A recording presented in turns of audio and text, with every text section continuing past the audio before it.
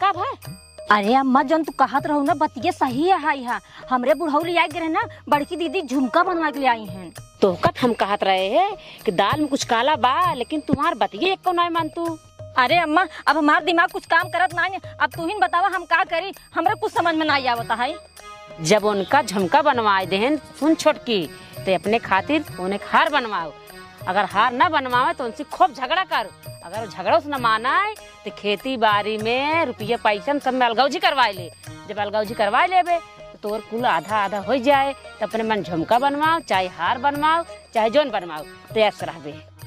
अब हिन सही दिमाग दिहू अम्मा हमका तू। अब देखा हमार खेला हम अपने घर में कैसे तमाशा मचाई थे। करा करा जौन कहा तई, हमारे दिमाग दी न है जौन ढरे वाले आज राजा बनाए हैं।